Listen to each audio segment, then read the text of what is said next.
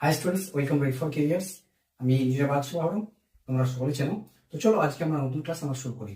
সে ক্লাসটা হচ্ছে কি 12 টেন্স, মানে 12টা যে টেন্স করছিলাম তার মধ্যে একটা আমরা অংশ দেখবো। তো গতদিন আমরা যেগুলো দেখেছিলাম সেগুলো কি কি দেখেছিলাম? একটা হচ্ছে টেন্স, তাই না? টেন্সের কয়েক প্রকার, টেন্স কয়েক প্রকার দেখেছিলাম। কয়েক প্রকার? 3 প্রকার দেখেছিলাম। কি কি ছিল? Present, past and future. এই 3 ধরনের আমরা টেন্স দেখেছিলাম। যে টেন্স গুলোকে প্রত্যেকটাকে কয় ভাগে ভাগ করেছিল? প্রত্যেকটাকে 4 ভাগে ভাগ করেছিল। একটা কি ইনডিফিনিট, একটা কন্টিনিউয়াস, একটা পারফেক্ট, আর একটা ছিল পারফেক্ট কন্টিনিউয়াস। প্রতিটা টেন্স এই টেন্সটাকে ভাগ করা হয়েছিল, আবার এটাকে ভাগ করা হয়েছিল, আবার এটাকে ভাগ করা হয়েছিল। এই 4 প্রকার ভাবে কিন্তু ভাগ করা হয়েছিল। এবং কোনটা কেমন ভাবে হয় প্রত্যেকটাকে ঠিক ঠিক ভাবে কিন্তু আমাদের বোঝানো হয়েছিল। কারো যদি বুঝতে সমস্যা হয় দেখবে কমেন্টে আমি এই ভিডিওটা লিঙ্ক দিয়ে দেবো। হ্যাঁ, তোমরা দেখতে পাবে। ওকে, বা ডেসক্রিপশনে দিয়ে আমি দিয়ে দেবো। ওকে, চলো আমরা তাহলে আজকে পরে যে টপিক সেই টপিকটা আমরা এগোই। টপিকটা হচ্ছে প্রেজেন্ট ইনডিফিনিট। Present indefinite.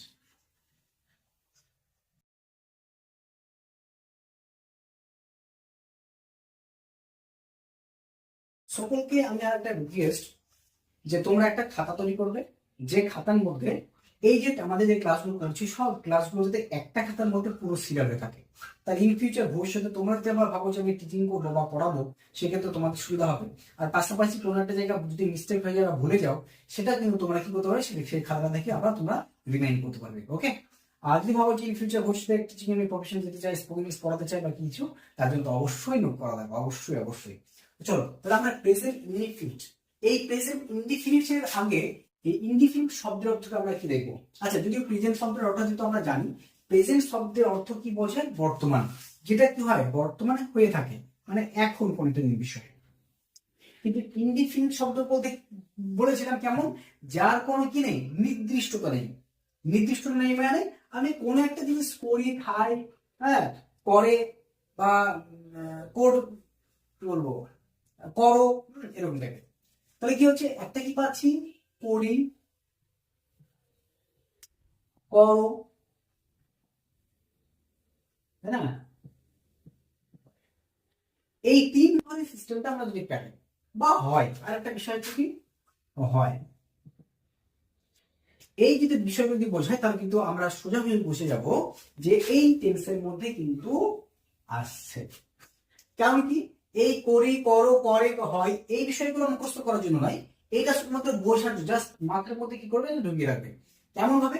যেমন কি, আমি আমি পড়া একসঙ্গে রেখি না করি, এত এখানে করোটা দিয়ে, হুম, তুমি পড়াশোনা করো। আর পরে কি, সে পড়াশোনা করে। হুম, হয়তে কি, হয়তে যে এমন কি, যেমন সূর্য পূর্ব দিকে ওঠে, এটা হওয়া বোঝাচ্ছে, তাই না? সূর্য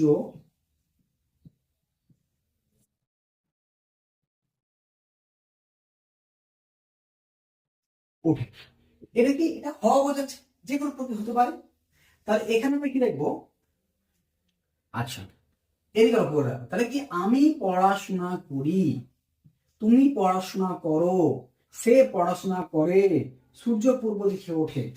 তো এই কথাগুলোর মধ্যে কি আমাদের কি আছে, কোন কি সময় কি উল্লেখ আছে? সময় বলতে কেমন, যে এটা কি হচ্ছে, এদিকে লক্ষ্য করে রাখো। যদি তোমরা আগের যে ক্লাস আছে সেই ক্লাস দিকে পড়ে থাকো, তাহলে তোমরা এগুলো স্পষ্ট বুঝতে পারবে। আর যদি ক্লাস না করো তাহলে তোমরা এখানে তো অনেক সময় সমস্যা হতে পারে। প্রিভিয়াস ক্লাস বা আগের ক্লাসটা তুমি দেখতে পারো। ওকে, আমাদের ডিসক্রিপশনে লিঙ্কটা দিয়ে দেবো ইনশাআল্লাহ এই ভিডিও। হচ্ছে, হয়েছে, কিছুক্ষণ ধরে হয়ে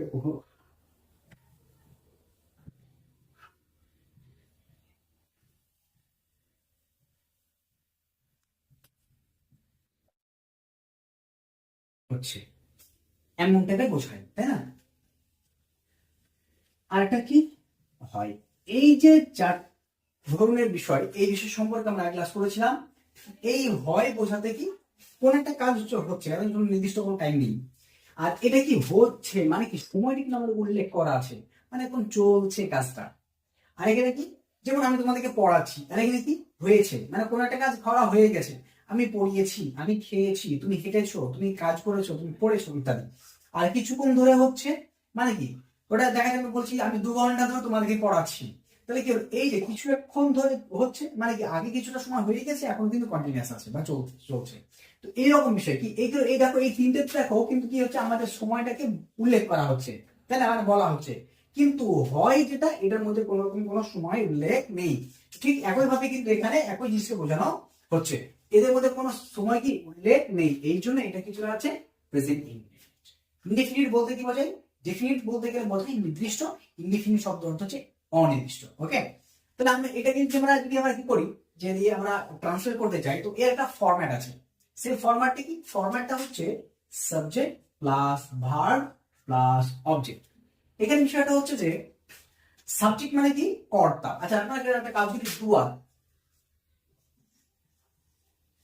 ডুয়ার ডুয়ার মানে কি যে করে বা সাবজেক্ট কোন একটা বিষয়। হ্যাঁ, ডুয়ার বা সাবজেক্ট মানে কি, ডুয়ার বলতে কি যে কাজটা করছে এরকম কিছু, আর সাবজেক্ট মানে কোনো একটা বিষয় হতে পারে, ঠিক আছে, যেমন একটা বলি হবে। তবে আমাদের ফরম্যাটে যেটা সাধারণভাবে শেখানো হয় এভাবেই কিন্তু শেখানো হয়, সমস্যা নেই, তোমরা subject plus verb plus object করে করতে পারো। ওকে, এগুলো subject plus verb plus object. এখানে ভার্বের আমরা জানি কি, ভার্বের তিনটে ফর্ম হয়। ভার্বের কয়টা ফর্ম হয়? তিনটে ফর্ম বেসিক্যালি, কিন্তু আবার অনেক কিছু ক্ষেত্রে কেউ কেউ বলেন 5টা ফর্ম। এর কিছু কারণ আছে, যেমন কি এই যে ফর্মগুলোকে, একটা আছে কি ভার্বের প্রথম ফর্ম, ভার্বের দ্বিতীয় ফর্ম, আর ভার্বের তৃতীয় ফর্ম। ভার্বের প্রথম ফর্মকে বলা হয় প্রেজেন্ট ফর্ম, ভার্বের দ্বিতীয় ফর্মকে বলা হয় পাস্ট ফর্ম, প্রেজেন্ট পাস্ট, আর ভার্বের তৃতীয় ফর্মকে বলা হয় পাস্ট পার্টিসিপল। ঠিক আছে, এই তিনভাবে বলা হয়। এর ক্ষেত্রে আবার আরো দুটো ফর্ম হয়। সেই ফর্মটা কি, এর যারা বলতে চাই যে 5টা ফর্ম, এখানে একটা আছে না, যে যেমন কি প্লে, ঠিক আছে, আর থাকে এর সঙ্গে আইএনজি যেটা যুক্ত করা হয়, এটা একটা ফর্ম বলা হয়। ওকে, আর একটা কি হয়, ভার্বের সঙ্গে এস বাই এস যেমন যুক্ত হয়, যেমন কি প্লে প্লেস। এই যে প্লে থেকে একটা প্লেস আছে, এটাকে একটা ফর্ম ধরা হয়, মানে এটা 4 নম্বর ফর্ম, এটা 5 নম্বর ফর্ম, এভাবে কিন্তু ধরা হয়। তো চলো আমরা সাধারণত এইভাবেই কিন্তু আমরা সাধারণত দেখবো, তাহলে আমাদের জন্য সুবিধা হয়ে যাবে। ওকে, তাহলে আমাদের ক্ষেত্রে সুবিধা হবে, কারণ এই দুটো ফর্ম আমরা এমন সিস্টেম মুখস্থ করে নিবো বা ধরে নিবো যাতে ওই ফর্ম গুলো নিয়ে যাতে আমাদের মাথায় এক্সট্রা কোয়েশ্চেন না পড়ে, একদম সহজভাবে। তো চলো আমরা দেখি তাহলে কি এই ক্ষেত্রে হবে কি, প্রথম ফর্ম মানে ভার্বের যে মেন যেটা ফর্ম হয়, যেমন কি আমি খাই, তাই না, আমি খাই, তুমি পড়ো, এই যে এগুলো কি প্রথম ফর্মের মধ্যে আসে। তো এই যেমন কি খাওয়া ইংলিশ কি ইট, এই ইট যেটা মেইন যেটা ইংলিশে শব্দ, এটাই হচ্ছে বেস্ট ফর্ম বলা হয় বা প্রথম ফর্ম বলা হয় বা প্রেজেন্ট ফর্ম বলা হয় ভার্বের। ওকে, তাহলে কি হচ্ছে ইট, ইট মানে কি খাওয়া বোঝায়, ড্রিঙ্ক মানে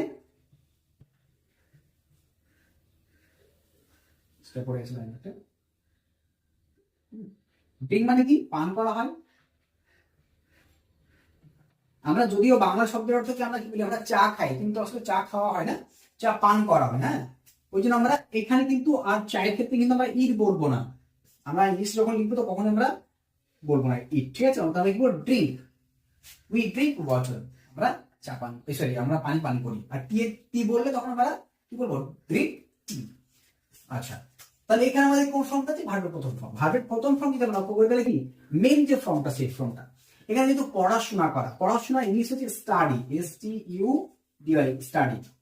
এখানে অনেকে অনেক ক্ষেত্রে ভুল করে, ভুল বলতে গেলে বেশ কিছু ভুলই বলা যায়। সেটা কি, যেমন আই রিড ইন ক্লাস 7, তো এখানে রিড ইন ক্লাস 7 হয় না, মেন হচ্ছে study, I study in class 7।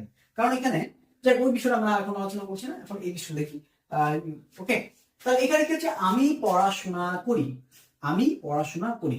তাহলে এখানে কি বলতো, সাবজেক্ট আছে, তাহলে কি আছে ভার্বের প্রথম ফর্ম, তারপরে অবজেক্ট, এই তিনটা আমাদের বুঝবে, তাই না। সাবজেক্ট কোনটাকে বলা হয়, সাবজেক্ট বলা হয় কি কোন একটা বিষয়কে বা কোন যে কাজটা করে, তাই নাকি? এখানে এই কাজটা কে করছে, এর কি একটা কাজ করা হচ্ছে, কে করছে, আমি করছি। তাহলে কি আইটা কি, মানে আমি ইংলিশ কি, আমি হচ্ছে কি সাবজেক্ট, অর্থাৎ কি আই ইংলিশটা, সরি আমি ইংলিশ কি আই। তাহলে কি হলো, এখানে আমরা পেয়ে গেলাম। এবার পড়াশোনা করা, পড়াশোনা করি আলাদা শব্দ নয়, হ্যাঁ, পড়াশোনা করাকে শর্টকাটই বোঝানো এটাকে, হ্যাঁ। কি বলেছে, আই স্টাডি। এখানে ক্ষেত্রে কিন্তু অবজেক্ট নেই, অবজেক্ট নেই। যদি আমাদের অবজেক্ট থাকতো তাহলে কিন্তু আমরা সেই অবজেক্টটা ব্যবহার করতাম, ঠিক আছে? কারণ এই পড়াশোনা করার শর্টকাট ইংলিশটা হচ্ছে কি স্টাডি। তুমি পড়াশোনা করো, এখানে কি হবে তাহলে, সিমিলারলি কি হবে, একই ভাবে কি তুমিটা কি, তুমিটা পড়াশোনা করো, সেজন্য কি তুমিটা কি হয়ে গেলে সাবজেক্ট, মানে কি you, you study. Okay, study. Next কি আছে, সে পড়াশোনা করে, হি স্টাডিজ। এখানে আই এস বা ইএস আমাদের বসে, সেই জন্য আমরা এখানে এই রুলসটা আমরা ফলো করছি। ওকে, এবার দেখো কি বলেছে, সূর্য পূর্ব দিকে ওঠে, সূর্য পূর্ব দিকে ওঠে। এখানে আমরা জানবো যে সূর্য ওঠার মিন্স কি, ওঠার মিন্স রাইজ, কি রাইজ, আর আই এস, রাইজ। ওকে, তাহলে আমরা এখানে কি বলতে পারি, তাহলে কি কে ওঠে, সূর্য ওঠে, তাহলে কি সান। এবার একটা বিষয় কি, যখন আমরা দেখব যে কোন নির্দিষ্ট কিছু বোঝায়, নির্দিষ্ট মানে কেমন কি, দা কোরআন একটা নির্দিষ্ট একটা বিষয়, দা সান, দা মুন, তাই না, এগুলো নির্দিষ্ট একটা বিষয়, তখন কি হয়, তখন ক্ষেত্রে আমাদের কি বলতে পারি, দা ব্যবহার করতে হয়। ওকে, তাহলে আমি কি বলতে পারি, the sun, the sun rise, কেন কি সূর্য পূর্ব দিকে, সরি সূর্য ওঠে, তাই না? তাহলে আমরা হলো কি পেলাম, এখানে কিন্তু ভার্ব, ভার্বটা কোনটা, ওঠাটা কাজ বোঝাচ্ছে, সেজন্য কি রাইজটা ভার্ব। এবার কোথায় ওঠে, পূর্ব দিকে, তাহলে কি হবে, the sun rise in the, in the, কি হবে, কোন দিকে ওঠে, ইস্ট, ইস্ট মানে কি পূর্ব। তাহলে এইভাবে কিন্তু আমরা কি করতে পারি, সুন্দর করে কিন্তু আমরা আমাদের বিষয়গুলো সুন্দর করে লিখতে পারি। চলো আর কয়েকটা উদাহরণ দেখা যাক। আমি জাস্ট এটা বাংলা লিখবো না, জাস্ট আমরা ইংলিশ লিখবো, ঠিক আছে? আর তোমাদেরকে বাংলাটা মুখে বলবো। তোমরা কি করবে, তোমরা কিন্তু ইংলিশ যেগুলো থাকবে, বাংলা যেগুলো থাকবে, সবই কিন্তু তোমরা তার ট্রান্সলেট তবে নিজে ট্রান্সলেট করেও কিন্তু তোমরা লিখে রাখবে, এবং আমাদেরকে অবশ্যই কিন্তু তোমাদের এটা পাঠাবে হোমওয়ার্ক গুলো। আচ্ছা, যারা কন্ট্যাক্ট নাম্বার যাবো না, দেখবে ডেসক্রিপশনে লিখে দেবে, কন্ট্যাক্ট নাম্বার পেয়ে যাবে, হোয়াটসঅ্যাপ নাম্বার। ওকে, আচ্ছা, তাহলে এখানে লক্ষ্য করে দেখো যে আমরা কোন সিস্টেমে করেছি, যেটা হচ্ছে কি নর্মাল সাধারণত করা হয়, তাই না, যার কোনো নির্দিষ্ট কোনো সময় উল্লেখ নেই। আচ্ছা, তাহলে কিন্তু বর্তমান অতীতের নয়, হ্যাঁ। আচ্ছা, যেমন কি আমরা বলতে পারি যে আমি পড়াই। আচ্ছা, পড়াই শব্দ থেকে সবচেয়ে ভালো হবে, আমরা আরো সহজভাবে নিই। হ্যাঁ, আমি বই পড়ি, তাহলে কি হবে, আমরা অবজেক্ট পাচ্ছি, তাই না, আমরা অবজেক্ট পাচ্ছি। তাহলে কি আমি বই পড়ি, এটা আমি বাংলাটা লিখি তোমাদের বুঝতে সুবিধা হবে, আমি বই পড়ি। দেখো এখানে কি হচ্ছে, আমি বই পড়ি, তাই না, তিনটে জিনিস কিছু আছে, দেখো কে করে, বলো কে করে, আমি, কি করি, পড়ি, কি পড়ি, বই। তাহলে কি হলো, এটা সাবজেক্ট পেলাম, এটা ভার্ব পেলাম, এটা কি পেলাম, অবজেক্ট পেলাম, রাইট? তাহলে আমাদের এটা কি করতে হবে, জাস্ট আমাদের কি সাজি করতে হবে, মানে কি আমি পড়ি বই, ইংলিশের ফরম্যাটে কি হয়, আমি পড়ি বই, আর বাংলাতে আমি বই পড়ি। তাহলে কি হচ্ছে, আমি শুধুমাত্র এখানে বোঝানোর জন্য বলছি, ঠিক আছে? আই ইংলিশ কি, সরি আমি ইংলিশ কি আই, বইয়ের কি বুক, পড়ার কি রিড। এবার এইটা কিন্তু আমাদের ইংলিশের ফরম্যাটে কিন্তু ভুল হয়ে যাবে, হ্যাঁ, এটা ইংলিশ ফরম্যাটে না, এটা আমাদের বাংলা। কিন্তু ইংলিশ ফরম্যাট হলে কি হবে, subject plus verb plus object, ভার্বের প্রথম ফর্ম যদিও। ওকে, এটা আমাদের প্রথম ফর্ম পাচ্ছি, পড়ি শব্দটা, তো যেটা মেইন লেখা আছে শুধুমাত্র বোঝার জন্য। ওকে, তাহলে এই ফরম্যাটটাকে যদি আমি সঠিক করতে চাই তাহলে কি হবে, চলে এলাম, নিয়ে আসো এটাকে, আইটা নিয়ে আসলাম, এই বুকটা কোথায় হবে লাস্টে, কারণ কি অবজেক্ট, আর রিডটা কোথায় হবে এখানে, কারণ কি মানে পড়া, তাহলে কি আই রিড বুক। ওকে, এবং অবশ্যই হ্যাঁ এখানে একটা ফুল স্টপ দেবে, নাহলে কিন্তু এটা ভুল হয়ে যাবে সেন্টেন্সটা। হ্যাঁ এখানে ফুল স্টপ কিন্তু আমাদের কি হয়, কোনো সেন্টেন্স যদি শুরু হয় তার শেষে কোনো কিছুটা থাকবে, সে ফুল স্টপ হোক, কোশ্চেন মার্ক হোক, বা মানে কোনো সাইন হোক বা কিছু হোক, ঠিক আছে, কিন্তু কিছু একটা থাকবে। আচ্ছা তাহলে কি হলো, আমরা কিন্তু এইভাবে ফরম্যাটে করলাম। এবার আমি বই পড়ি, এবার বলো তো তুমি বই পড়ো কি হবে, তুমি বই পড়ো। চলো তাড়াতাড়ি করো তোমরা, আমি তোমরা তখন কি করো, ভিডিওটাকে পজ করো, পজ করে তোমরা করো, ঠিক আছে, করার পরে আবার প্লে করে তোমরা চেক করবে যে তোমাদের উত্তরটা সঠিক হয়েছে কিনা। ওকে চলো আমি এবার একসাথে করে দিচ্ছি। অবশ্যই কিন্তু পজ করে, কিন্তু হ্যাঁ কোনো চালাকি নয়, পজ করে নিজে ট্রাই করবে, নিজে ট্রাই করার পরে মেলাবে, যদি দেখো যে মিলেছে তাহলে জানবে যে তুমি এই করছো, আর যদি ভুল হয় ভাবনার কোনো ব্যাপার নেই, জাস্ট একটু ধৈর্য ধরো, তোমরা শিখতে পারবে। তুমি বই পড়ো, তাহলে কি হলো, তুমি মিনস কি ইউ, পড়ো রিড, রিড বুক, বুক মানে বই। এখানে ইংলিশে একটা ইন্টারেস্টিং ব্যাপার আছে, একটা বিষয়, সেটা হচ্ছে কি পড়ি, পড়ো, পড়ে, একই ফরম্যাটে, তাই না? এগুলো কিন্তু কি শুধু রিড বললেই কিন্তু হয়, মানে আমাদের যে বাংলা টার্মে কি করতে হয়,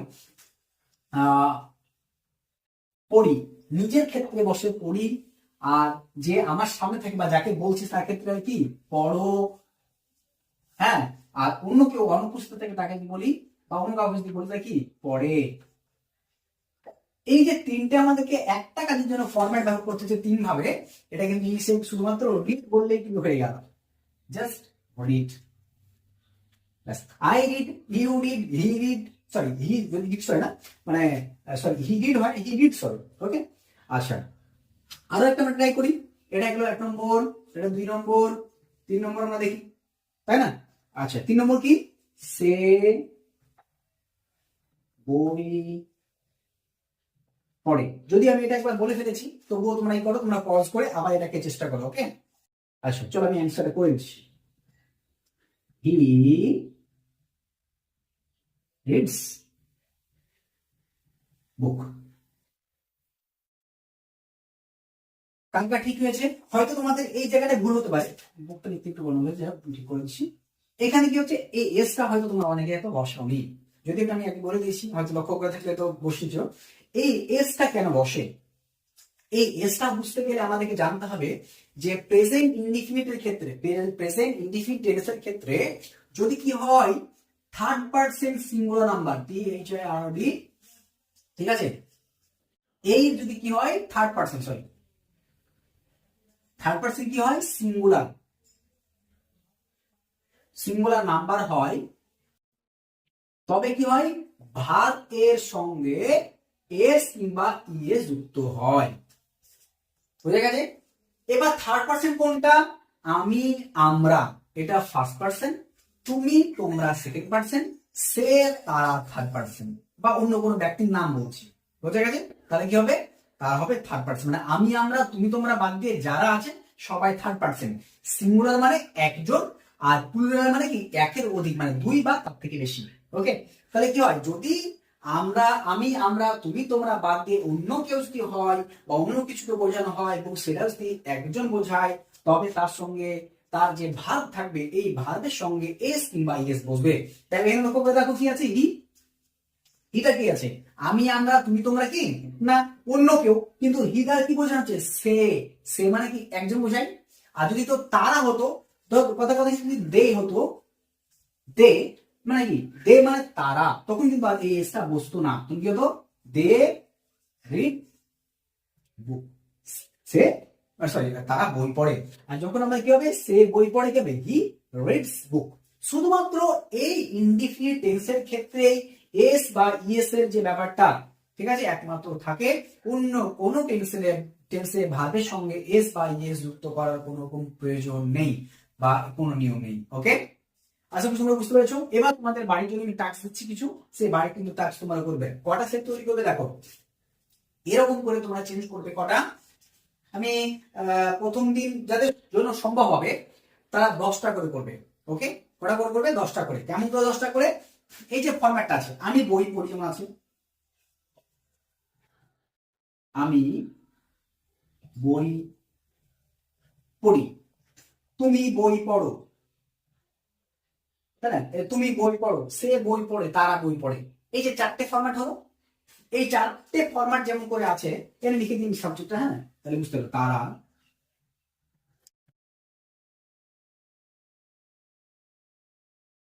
তারা বই পড়ে।